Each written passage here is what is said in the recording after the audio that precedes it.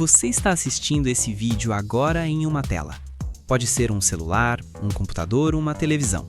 E enquanto você assiste, existe um nome que você provavelmente nunca ouviu, mas sem ele, nada disso existiria. Seu nome era Philo Farnsworth. Ele tinha 14 anos quando imaginou a televisão, 21 quando a construiu, e morreu esquecido enquanto outra pessoa levava todo o crédito. Esta é a história do maior roubo intelectual da história da tecnologia, a história da criação da televisão. Estamos nos anos 1920. O rádio acabou de mudar o mundo. Pela primeira vez na história, milhões de pessoas podiam ouvir o mesmo evento ao mesmo tempo. Uma partida de beisebol, um discurso presidencial, uma notícia de guerra. Era mágico. E no centro desse império havia um homem, David Sarnoff. Sarnoff era o diretor-geral da RCA, a Radio Corporation of America, uma empresa que possuía mais de 2.000 patentes de rádio. E ele tinha um modelo de negócios genial. 75% dos rádios vendidos nos Estados Unidos eram fabricados por outras empresas, mas toda a venda pagava royalties à RCA. Transformamos concorrentes em clientes. Cada rádio vendido, a gente lucra. Sarnoff não era só um executivo, era um visionário e um predador. Ele entendia que quem controla a patente, controla a indústria inteira, e ele estava disposto a qualquer coisa para manter esse controle. A quase 3.000 quilômetros de distância, numa fazenda de batatas no interior de Idaho, havia um menino que nunca tinha ouvido falar de David Sarnoff. Philo Farnsworth nasceu em 1906, numa cabana de madeira sem eletricidade. Cresceu arando campos com equipamento puxado a cavalo, lendo à luz de vela. Quando tinha 11 anos, sua família se mudou para uma nova fazenda, e pela primeira vez, Philo viu fios elétricos. Ficou obcecado. Enquanto outros garotos jogavam, Philo desmontava rádios e lia revistas de física que a maioria dos universitários não conseguia entender. Seus ídolos eram Edison, Tesla, os irmãos Wright. E então, numa tarde de 1920, aos 14 anos, enquanto arava o campo do pai em fileiras paralelas e retas, a inspiração veio. Se eu puder capturar a luz, linha por linha, igual o olho lendo uma página, posso transmitir uma imagem inteira pela eletricidade. Ele correu até a escola e desenhou o sistema completo no quadro negro para o professor de ciências, Justin Tolman. Tolman ficou sem palavras. Aquele garoto acabava de conceber algo que os maiores laboratórios do mundo não tinham conseguido. Tome cuidado com quem você confia isso, Tolman disse. Philo deveria ter ouvido. Por 4 anos, Philo refinou a ideia. Abandonou a escola por falta de dinheiro. Trabalhou como entregador e, aos 19 anos, convenceu 2 investidores de São Francisco a apostar $6.000 no seu projeto, em troca de 60% da empresa. Era um preço alto, mas era o único jeito de construir o que existia só na sua cabeça. Ele montou um laboratório improvisado no número 202 da Rua Green, em São Francisco, hoje marcado com uma placa histórica do estado da Califórnia. Uma sala simples, bancadas cobertas de tubos de vidro e componentes elétricos. Sua esposa Elma ajudava nos experimentos, trabalhava 18 horas por dia, dormia numa maca entre os equipamentos. O problema que ninguém havia resolvido era este: como capturar luz e transformá-la em eletricidade rápido o suficiente para transmitir uma imagem em movimento. A solução de Farnsworth foi o Image Dissector, um tubo de câmera eletrônico que ele mesmo projetou e construiu do zero. O funcionamento era elegante. Uma lente óptica focava a imagem a ser transmitida numa superfície especial dentro do tubo, o fotocátodo, revestido com óxido de césio. Quando a luz batia no óxido, ele emitia elétrons. Quanto mais brilhante a luz, mais elétrons. A imagem virava um reflexo invisível feito de partículas eletricamente carregadas. Esses elétrons eram direcionados por campos magnéticos, varrendo a imagem, linha por linha, exatamente como Philo havia imaginado aos 14 anos atrás do arado do pai, dezenas de vezes por segundo. O sinal elétrico resultante era amplificado e transmitido. Do outro lado, um receptor reconstituía o mesmo padrão numa tela, fazendo os fósforos brilharem nos lugares certos. Mas havia um problema crítico que travou os primeiros testes. Os elétrons negativos disparados dentro do tubo não ficavam na superfície da tela, simplesmente escapavam. A imagem não aparecia. A solução veio de um princípio simples de física: opostos se atraem. A superfície da tela precisava ser o elemento mais positivo possível para segurar os elétrons negativos. Farnsworth testou vários materiais e chegou ao césio, o elemento mais fotopositivo que conseguiu encontrar. Com esse ajuste, o sistema funcionou. Em 7 de setembro de 1927, no laboratório da Rua Green, Philo e seus poucos assistentes transmitiram a primeira imagem eletrônica da história. Uma linha horizontal simples, aparecendo numa tela pequena e brilhante. Os investidores olharam para a tela e perguntaram quando veriam cifrões naquele equipamento. Philo apontou para a imagem e disse: "Vocês acabaram de ver um." Em 1928, depois de melhorias no tubo, incluindo um multiplicador de elétrons de níquel e um campo magnético longitudinal para foco mais preciso, ele já demonstrava transmissões ao vivo para jornalistas do San Francisco Chronicle, imagens de Elma, de um cifrão, de formas em movimento. Enquanto gigantes como a RCA gastavam milhões em sistemas mecânicos com discos girantes e espelhos, tecnologia pesada, barulhenta e de qualidade de imagem ruim, um garoto de fazenda de Idaho havia dado um salto inteiro sobre a indústria com uma solução puramente eletrônica, silenciosa e precisa. A notícia chegou até a mesa de David Sarnoff. A reação de Sarnoff foi pânico. E depois, estratégia fria. A RCA tinha investido milhões em tecnologia de televisão mecânica. Se o sistema eletrônico de Farnsworth virasse o padrão, todas as patentes virariam pó. E pior, Sarnoff não controlaria a nova tecnologia. Ele precisava agir. Em 1930, Sarnoff mandou seu engenheiro Vladimir Zworykin visitar o laboratório de Farnsworth. Zworykin se apresentou como admirador, querendo aprender. Na realidade, estava coletando detalhes para copiar. Quando voltou à RCA, Zworykin admitiu em privado que o sistema de Farnsworth era superior. Sarnoff não ligou, mandou replicar de qualquer jeito. Se não posso comprar a patente, eu a roubo. Se não posso roubar, atraso até ela expirar.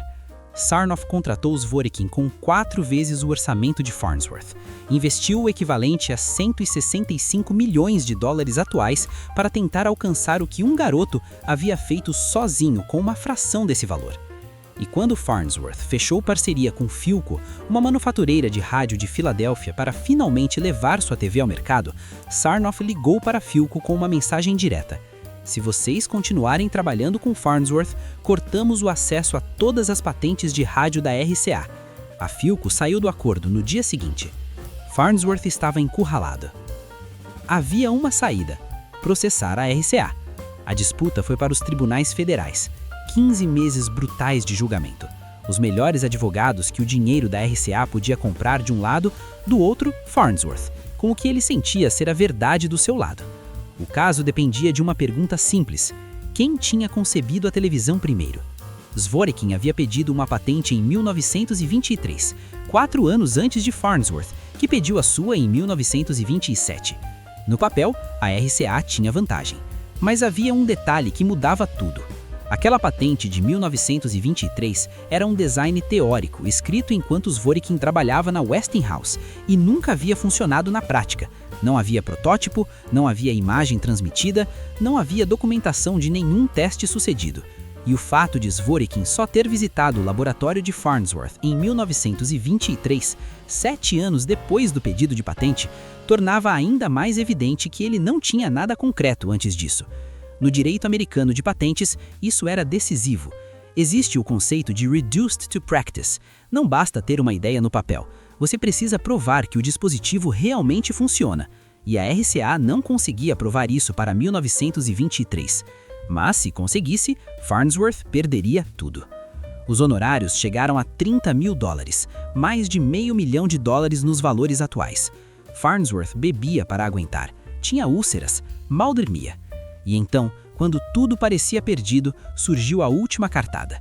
A acusação chama sua próxima testemunha. Um homem idoso entrou no tribunal.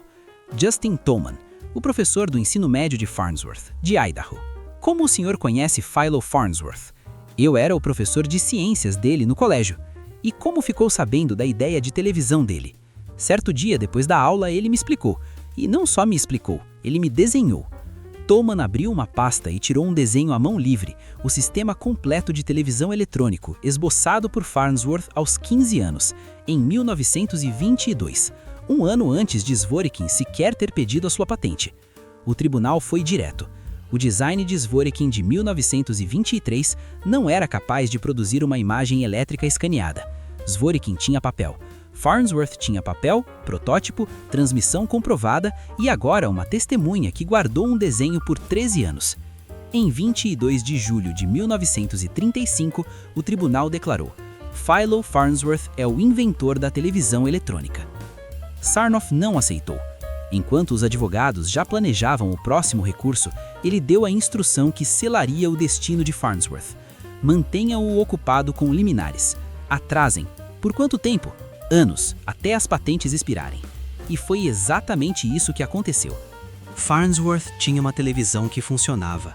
Tinha vitória nos tribunais. Mas a cada parceiro que tentava conseguir, Sarnoff cortava o acesso. A cada avanço, uma nova liminar. Ele estava preso, com a invenção nas mãos e sem conseguir fazer nada com ela. Em 1939, Sarnoff apresentou a televisão para o mundo na Feira Mundial de Nova York, com 44 milhões de visitantes. É com profunda humildade que anuncio o nascimento de uma nova arte. Agora, senhoras e senhores, adicionamos imagem ao som. O nome que apareceu nas manchetes do dia seguinte não era Farnsworth, era Sarnoff. Farnsworth era impotente contra o poder da própria invenção que criou. A televisão transmitia uma imagem que parecia realidade, e a realidade que a televisão transmitia era que a RCA havia criado a TV. Em dezembro de 1941, o Japão atacou Pearl Harbor. Os Estados Unidos entraram na Segunda Guerra Mundial, e a produção de televisões foi congelada por 6 anos. 6 anos, precisamente o tempo que restava nas patentes de Farnsworth. Quando a guerra terminou em 1945, as patentes expiraram. Qualquer empresa podia usar a tecnologia que ele havia inventado, sem pagar um centavo a ele. A RCA lançou seu primeiro televisor consumer no pós-guerra e vendeu quase 10 mil unidades no primeiro ano. Em 3 anos, o número de televisores nas salas americanas foi de 40 mil para 9 milhões. Os lucros da RCA saltaram de 9 milhões de dólares para 50 milhões de dólares em uma década. Farnsworth não viu nada disso. Em 1969, Philo Farnsworth estava sentado na sala de sua casa modesta. Na tela à sua frente, 600 milhões de pessoas ao redor do mundo assistiam à mesma coisa: 2 astronautas caminhando na superfície da Lua. A maior audiência já reunida na história da humanidade, transmitida ao vivo, em tempo real, para todos os lados do planeta, pela televisão que ele havia inventado 42 anos antes. Sua esposa Elma perguntou se ele se arrependia de tudo que havia sofrido. Ele olhou para a tela e disse: "Foi por isso que eu fiz. Vale tudo." 3 meses depois, em 11 de março de 1971, Philo Taylor Farnsworth morreu de pneumonia. Tinha 64 anos. Os obituários foram curtos e enterrados nas páginas internas. A maioria dos americanos não fazia ideia de quem ele era. David Sarnoff morreu naquele mesmo ano, celebrado como visionário da mídia, creditado como pai da televisão. A mentira que ele havia promovido por 40 anos foi esculpida na história como verdade. Hoje, há uma estátua de Philo Farnsworth no Capitólio dos Estados Unidos, representando o estado de Utah. Alguns documentários contaram sua história para públicos pequenos. Seu nome aparece em alguns livros de história, geralmente como nota de rodapé. Mas bilhões de pessoas que assistem televisão todos os dias e assistem em celulares, computadores e telas de todos os tipos não fazem ideia de que estão usando uma tecnologia inventada por um garoto de fazenda de Idaho que a imaginou enquanto arava um campo de batatas. A história de Philo Farnsworth não é só a tragédia de um homem, é um aviso sobre como instituições poderosas reescrevem a história para servir aos seus interesses. Sobre como o gênio sem recursos é vulnerável à exploração. Sobre como a brilhantice de inventores esquecidos é apagado para glorificar os industriais ricos que roubaram o trabalho deles. Toda vez que você ligar uma tela, lembre do nome que fez isso possível: Philo Farnsworth. Se você chegou até aqui, já sabe mais sobre a invenção da televisão do que 99% das pessoas. Curta esse vídeo e deixe um comentário. Você já tinha ouvido falar nele? E se inscreva no canal também para receber mais histórias que você não vai encontrar nos livros. Até a próxima!